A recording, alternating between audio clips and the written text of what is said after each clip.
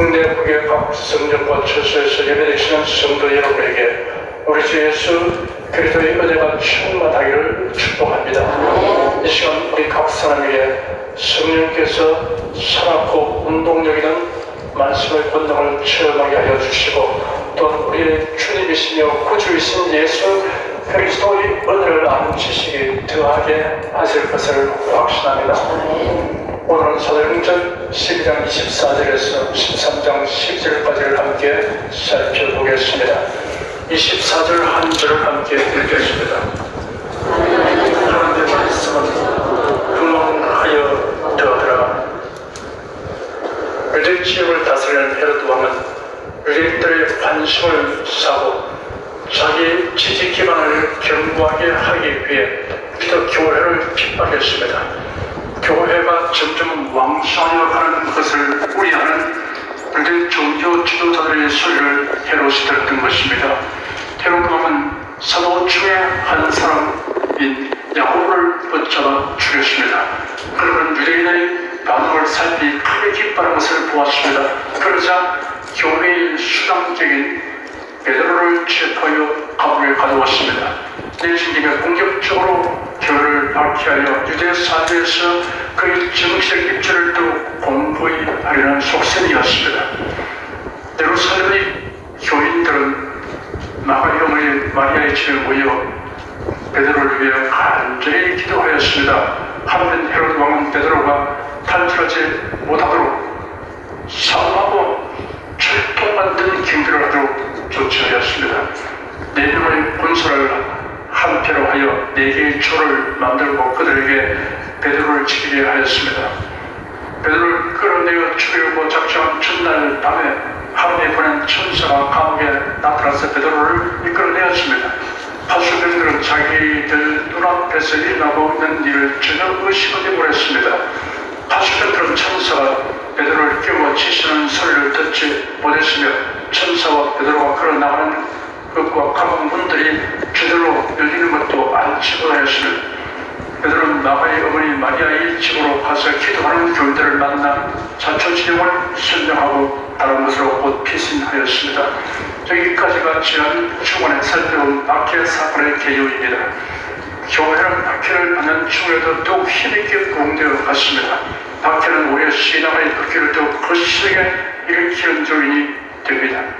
기름불에 물을 끼얹는 것과 같고 불길을 향해 거신 바람이 부는 것과 같이 됩니다. 평안하고 번영할 때 신자들의 신앙이 오히려 세속화되고 타락하기 쉽습니다.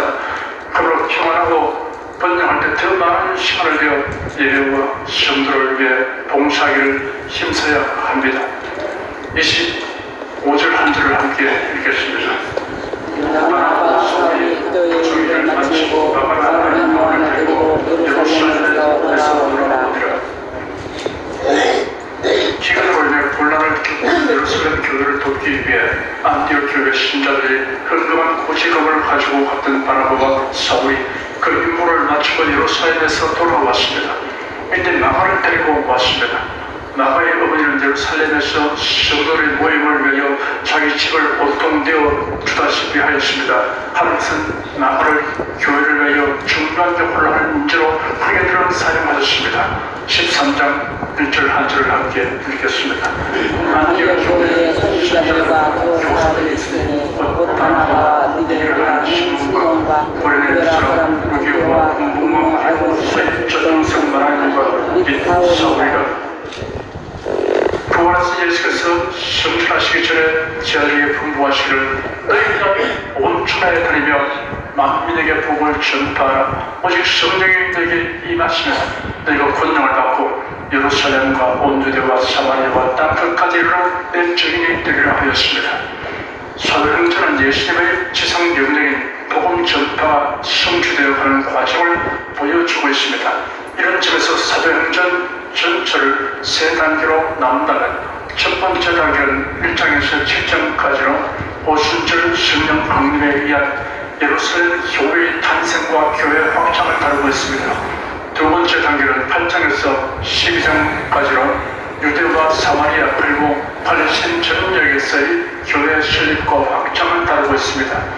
그중에 이방 지역인 안디옥에 교회가 설립되어 이방 선교의 기초가 놓여졌습니다.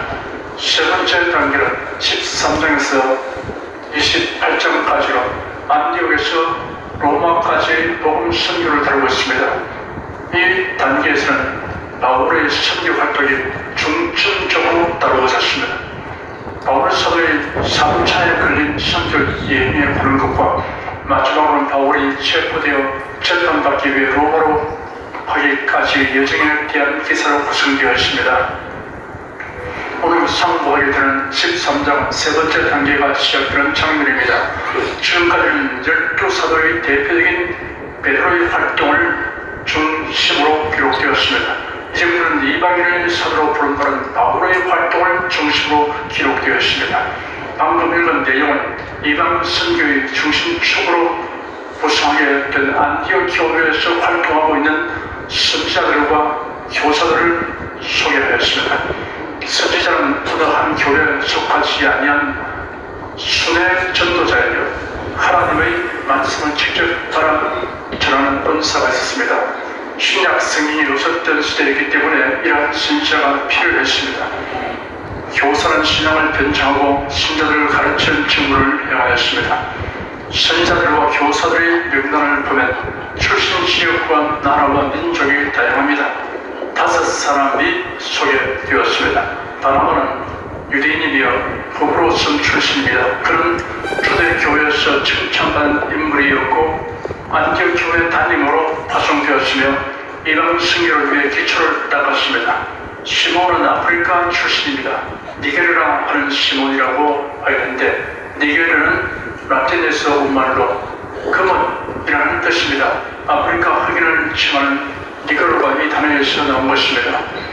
이로 볼 때 시몬은 흑인 개종자였을 것입니다. 북아프리카 리비아 지역에 있던 고린의 사람 시몬일 가능성이 있습니다. 그렇다면 그는 예수님이 십자가를 지고 골고다 언덕을 향해 갈 때 그 현장에 있던 그 사람입니다. 예수는 밤새 심은 바라신 데다 채찍에 맞아 피를 흘리고 휘진맥진한 상태에서 십자가를 지고 올라가고 있었습니다.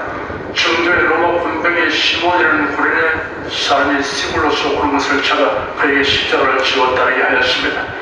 루키오는 북아프리카 고린의 출신입니다. 마나에는 귀족으로서 왕실의 권위가 깊은 사람입니다. 분봉왕 헤롯의 젖동생으로 소개되었습니다. 젖동생으로 번역된 원어는 아무개와 함께 양육받은 이라는 뜻입니다. 이로 보아서 마나엘의 어머니는 분봉왕 헤롯 안디바를 얻을 때 전국인 유부였을 것입니다. 그렇다면 마나엘과 헤롯은 같은 젖을 먹고 자라났습니다. 그러나 두 사람의 삶은 극명하게 대조됩니다. 분봉왕 헤롯은 세례 요한을 목베어 죽였습니다. 예수님을 신문하고 빌라도에게 넘겨주었습니다. 로마 총독 빌라도는 예수님을 신문하는 중에 예수님이 갈릴리에서 활동한 사실을 듣게 되었습니다.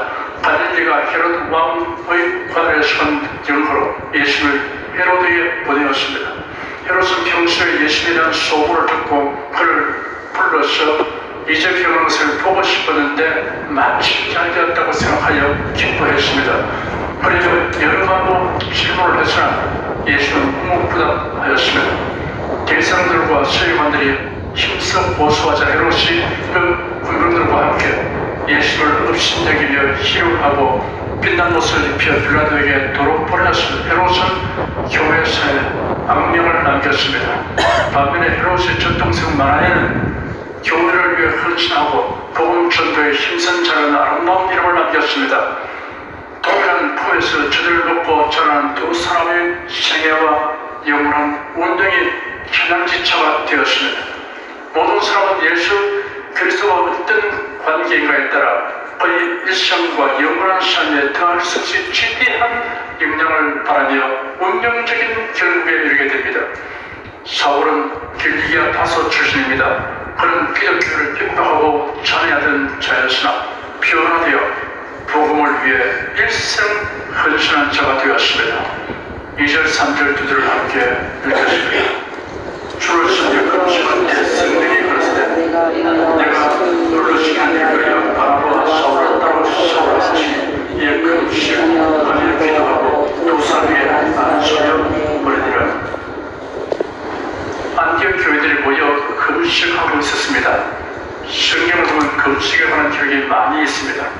모세와 엘리야는 40일간 금식하였습니다.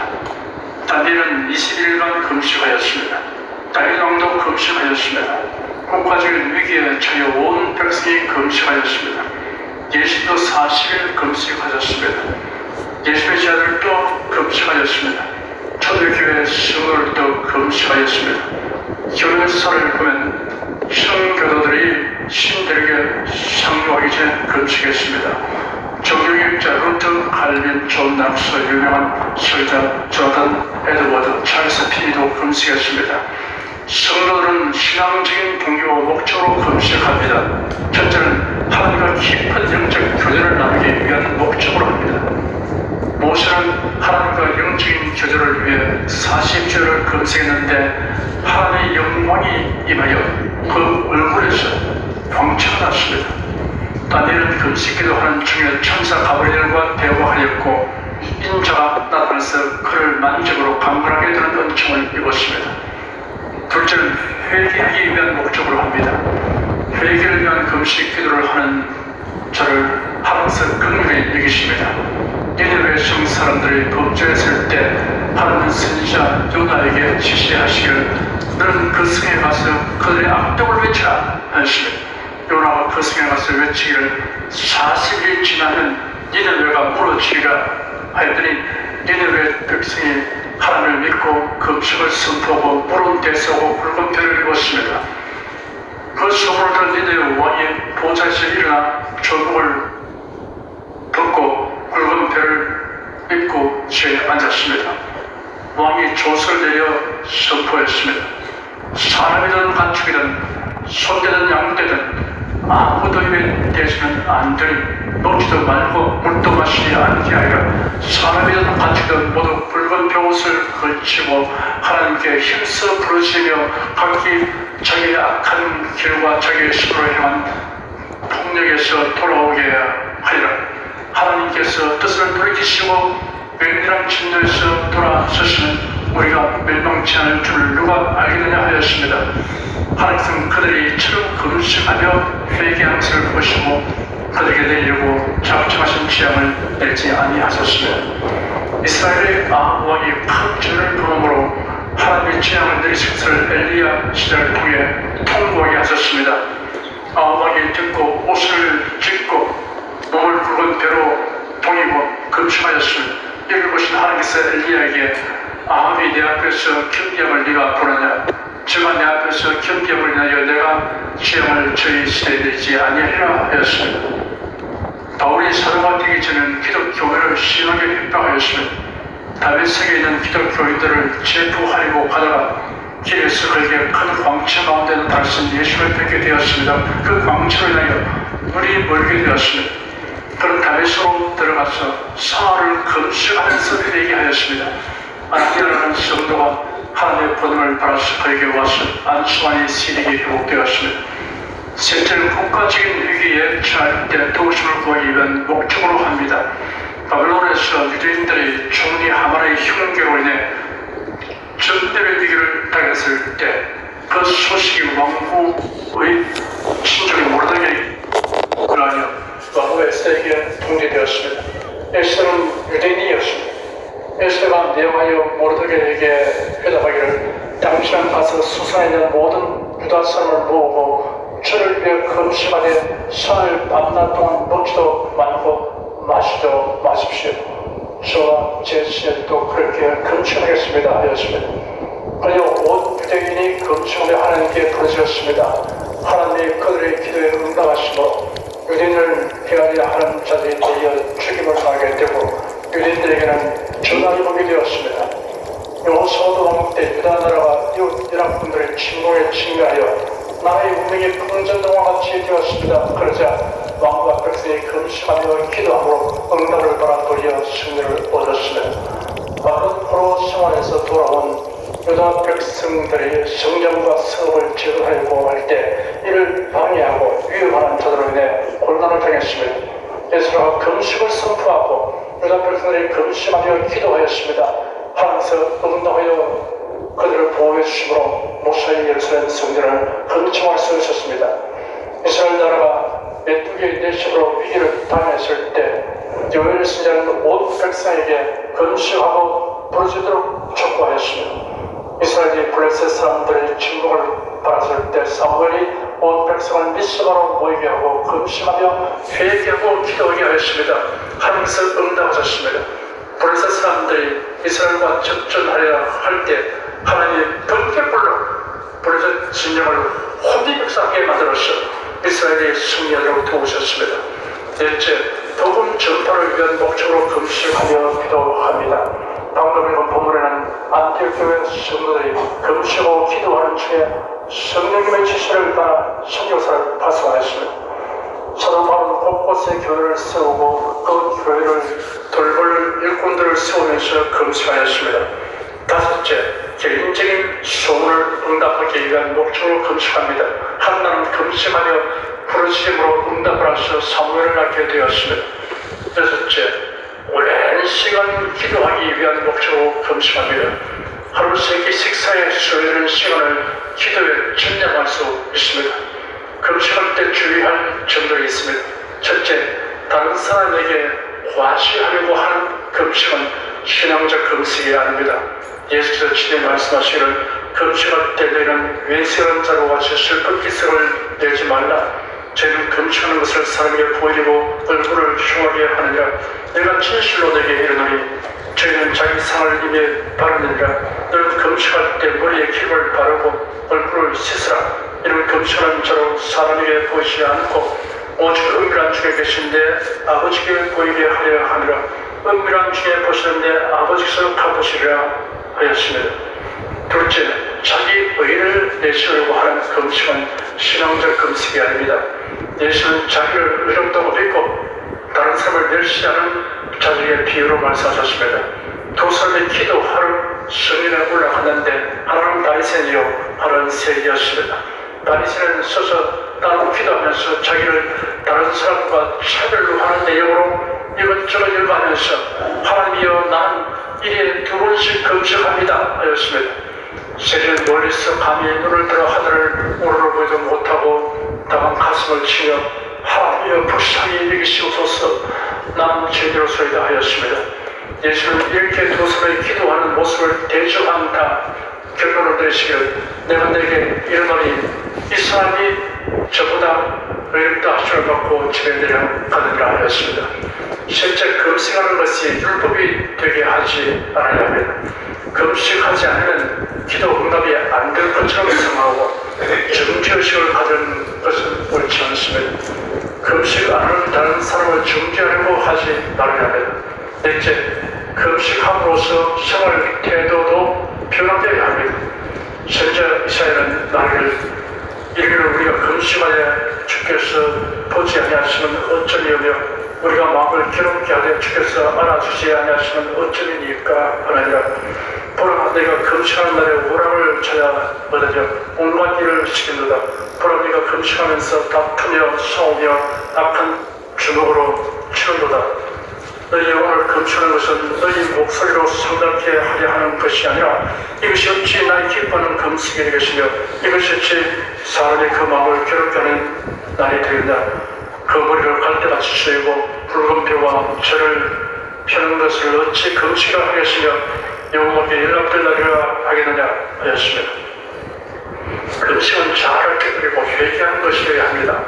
교회에서 봉사하면서 과격하게 다투는 사람은 금식 기도를 하여 자아를 깨뜨려야 합니다. 자주 금식하는데도 아침이 더 강해지고 교만해지면 금식 기도하는 것이 아니고 자주 굶어서 독이 오르게 될 것입니다. 다섯째, 너무 자주 그리고 무리하게 금식하지 않도록 해야 합니다. 그리고 정기 금식 후에는 일정 기간 적절한 보식을 해야 합니다. 안디옥교회 성도는 주를 신려 금식하였습니다. 예배하며 주의를 위하여 금식하였던 것입니다. 그러자 성령의 지시가 있었습니다. 내가 불러시키는 일을 위하여 바나바와 사울을 따로 세우라 하셨습니다.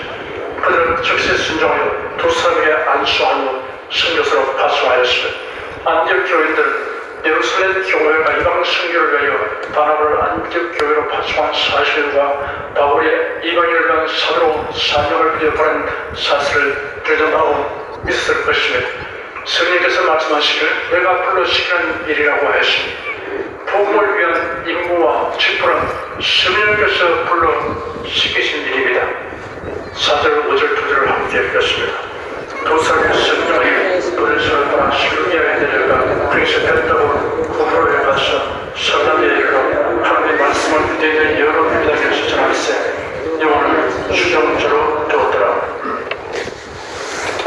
바나바와 사울은 성령의 보내심을 따라 출발했습니다. 그들이 안디옥 교회의 파송을 받았자 실은 성령의 보내심을 받은 것입니다. 바나바와 사울은 예루살렘에서 데리고 온 나가 요한을 동행자로 삼아 데리고 들어왔습니다.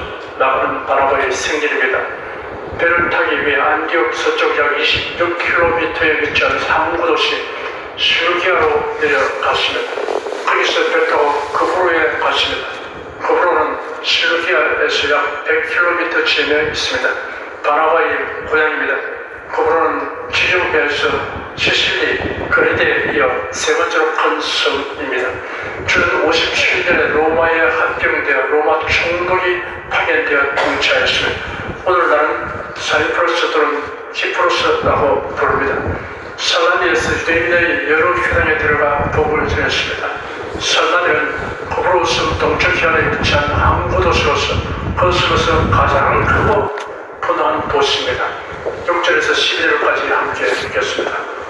온성 반으로 자서 바보에 이르러 바디아시와 가운데 거짓 신자 박수를 만나니 그가 중국 서기오바와 함께 있으니 서기오 바울은 지혜 있는 사람이라 바나바와 사울을 불러 하나님 말씀을 듣고자 하더라. 이 박수의 이름은 이름을 분정한 박수라.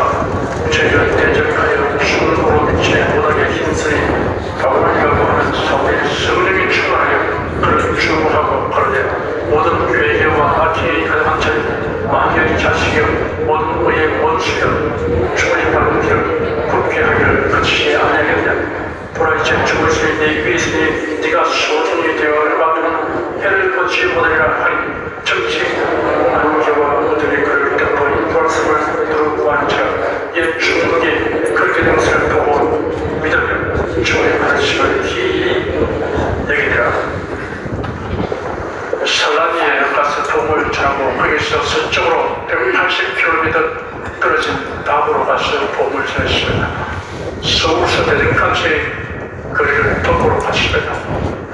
보통 힘든 일이 아니었을 것입니다. 그곳이 로마 총독이 주재하고 있었습니다.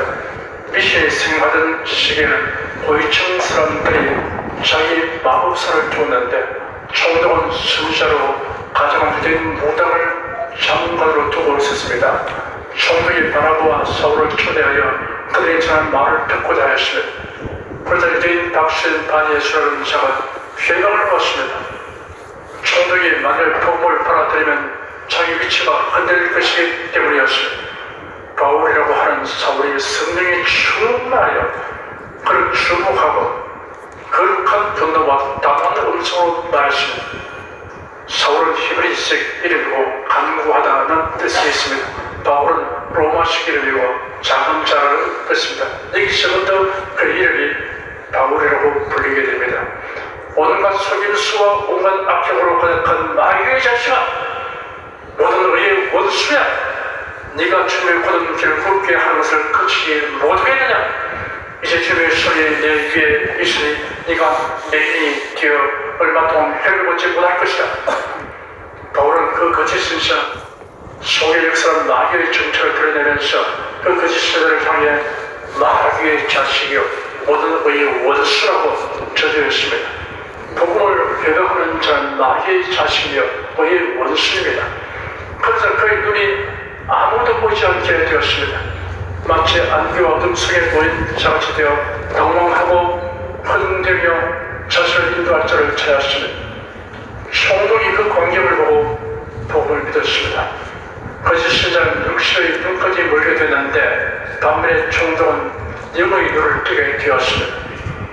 서울 동쪽 끝에서 수도 끝까지 먼 거리를 가서 얻은 결실은 총독 한 사람이었습니다.